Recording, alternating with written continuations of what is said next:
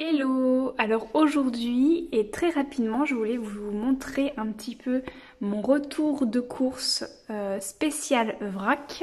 Où il y a pas mal de sachets parce qu'en fait j'avais plus de sachets en tissu malheureusement. Et en plus voilà, ramener ces récipients c'est un peu compliqué en ce moment. Mais voilà, donc il y a du liquide. Il y a pas mal de choses, du sucré, du salé, enfin bon.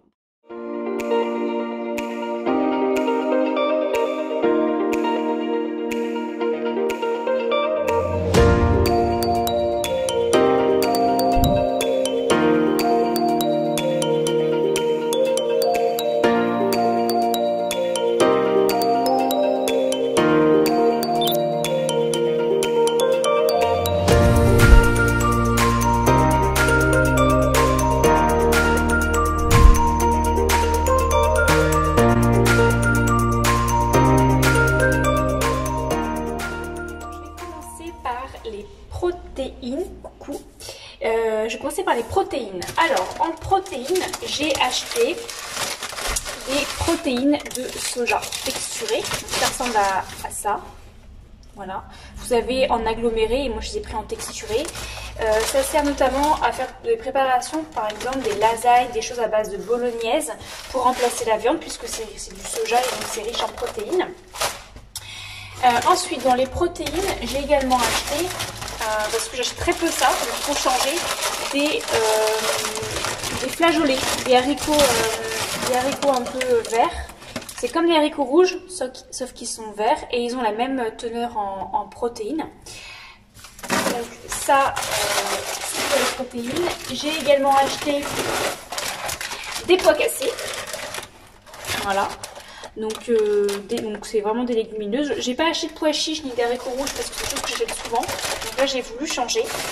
Et donc il faut savoir que tout ce qui va être légumineuse et aussi quelques céréales que je vais vous montrer après, il faut les tremper si vous achetez sec comme ça, les tremper pour enlever leurs antinutriments et également accélérer leur durée de cuisson. Ensuite aussi dans la catégorie des protéines et des lipides, des bons lipides, j'ai acheté des amandes, de belles amandes, hop, comme ça, voilà, et également des noix de cajou, voilà. Donc ça ce sont des oléagineux qui sont des aliments riches en protéines végétales et en bons lipides. Et j'ai aussi acheté, pour finir dans les protéines, des graines de chia. Voilà, ça ressemble à ça. Donc ça c'est super pour remplacer l'œuf dans des préparations parce qu'il suffit de mettre une cuillère à soupe de graines de chia dans 2 cuillères à soupe d'eau, de mélanger un petit peu, de laisser gonfler, ça remplace un œuf dans une préparation de gâteau par exemple. Ou alors vous pouvez faire des desserts, des puddings de chia, des crèmes desserts chocolatées, ou mettre dans des smoothies. Ça fait vraiment un apport en oméga 3 et en protéines végétales. Vous avez pas mal de recettes à base de graines de chia sur mon site, donc n'hésitez pas à aller sur mon site hygiènedevie.fr sur la partie blog et taper graines de chia dans la barre de recherche. Vous allez trouver plein de choses. Catégorie des céréales. Moi j'ai acheté du riz rond complet. Voilà, je n'ai pas de soucis digestifs, donc je vais sur du complet intégral. Si vous avez des soucis digestifs, allez plutôt sur du semi-complet. Ensuite, j'ai acheté des pâtes, mais des pâtes à l'épeautre. Voilà. Donc c'est une bonne alternative. Je vais peut-être parler en même temps. Voilà. C'est une bonne alternative au blé. Ça aura un indice glycémique plus bas. C'est plus riche en fibres, un peu plus nutritif et un peu moins riche en gluten. Donc je dis pas qu'il ne faut pas manger de blé, mais en tout cas moi j'ai voulu opter pour ça parce qu'il y en avait. Et ensuite pour finir sur les céréales comme ça on va dire à cuire, j'ai pris de l'épeautre. Voilà. Donc pour aller, en fait c'est ça qu'il y a dans les pâtes.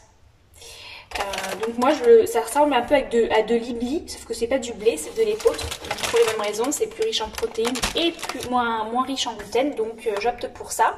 Et ensuite, vraiment un favori que j'ai toujours chez moi, c'est les flocons d'avoine qui me permettent, voilà, qui me permettent de faire des préparations de gâteaux parce que je mixe, ça me fait de la farine d'avoine, c'est 2 € le kilo donc c'est vraiment pas cher.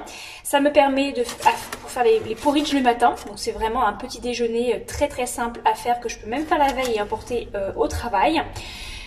J'en fais aussi du lait d'avoine maison, voilà, très simple à faire. Vous avez aussi une recette de lait végétal sur mon site internet. Enfin, voilà, les flocons d'avoine, ça sert à tout. Et dans la même catégorie, j'ai pris du coup des flocons d'épeautre pour varier un petit peu les céréales et je peux utiliser de la même manière. Donc c'est un petit peu plus foncé, mais c'est pour faire la même chose. Hein. Je peux faire du lait, je peux faire des préparations de gâteaux, etc. Donc ce sont des céréales qui sont quand même très riches en protéines et un peu moins riches en gluten que le blé, et notamment je peux utiliser les flocons d'avoine et le flocon d'épeautre pour faire du granola maison qui m'évite d'acheter du granola industriel riche en sucre raffiné et en graisse saturée. Voilà, et j'ai aussi une recette sur mon site internet hygiènedevie.fr de granola. Ensuite, sur le côté, j'ai acheté aussi tout simplement des épices. Je n'avais plus de curry, donc ça c'est une épice vraiment que j'ai tout le temps chez moi, parce qu'il y a du curcuma dedans, qui est une épice anti-inflammatoire, et parce qu'en fait je peux mettre du curry un peu partout. J'adore cette épice là, c'est un mélange de très bonnes épices qui permet vraiment de raviver le feu digestif et d'améliorer la digestion. Et le cumin qui est aussi une épice qui favorise bien la digestion, donc ça c'est vraiment 2 épices que je vous conseille d'avoir dans votre placard absolument. Bouche sucrée, j'ai racheté des baies de goji, voilà, qui sont riches en antioxydants, que j'aime bien mettre dans mes desserts, je donne une petite couche sucrée ou dans mes porridge. J'ai racheté, bon c'est pas sucré mais c'est un peu des condiments, j'ai acheté des tomates séchées. Les tomates séchées qui ne sont pas dans l'huile, hein, qui sont vraiment toutes sèches et qui sont très très bons et qui ont beaucoup de saveur. J'adore mettre ça dans des préparations de pâtes par exemple avec du basilic et de l'huile d'olive. Ou alors dans des salades, ça change vraiment tout.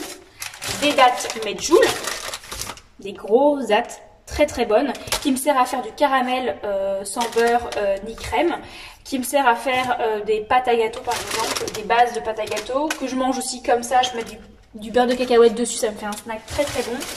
Enfin bon, les dattes, c'est vraiment un très bon remplaçant du sucre. Et j'ai racheté aussi, surtout pour mon chéri, des palets de chocolat, 70% de cacao.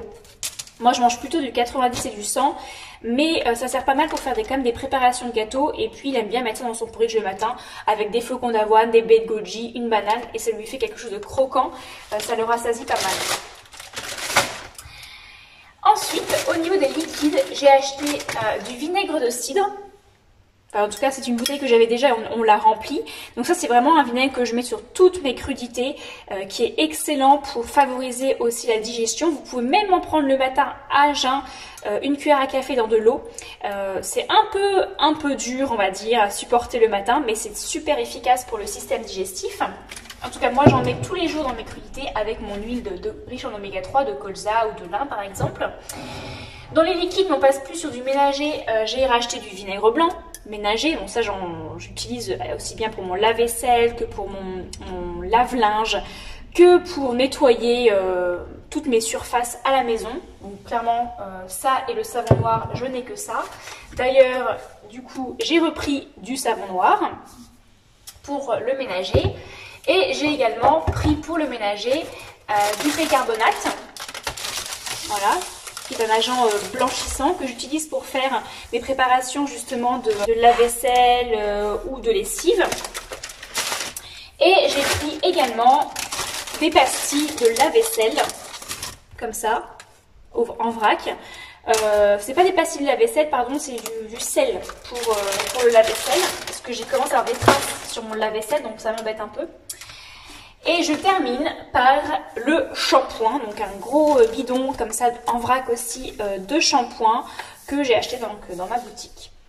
Voilà, en gros j'ai acheté tout ça, j'en ai eu pour 120 €, donc pour 2 personnes, il y a tout ça. Tac, tac, tac. Il y en a au moins pour... alors, pour les liquides, etc., il y en a moins facilement pour 3 à 4 mois. Pour le céréal, peut-être un peu plus, peut-être 1 mois. Pour les oléagineux, 2 mois, je pense. Mais bon, en moyenne, on va dire, si on fait grosso modo, j'en ai pour 2 mois. Donc ça fait 60 € par personne. Et donc pour 2 mois, ça fait 30 € par personne. Donc c'est plutôt assez raisonnable. Voilà, donc n'hésitez pas, j'ai aussi fait un live Instagram qui présente mes favoris food. Donc n'hésitez pas, je vous mets le lien en barre d'infos. Et sur ce, bah écoutez, je vous dis à bientôt. Bye bye.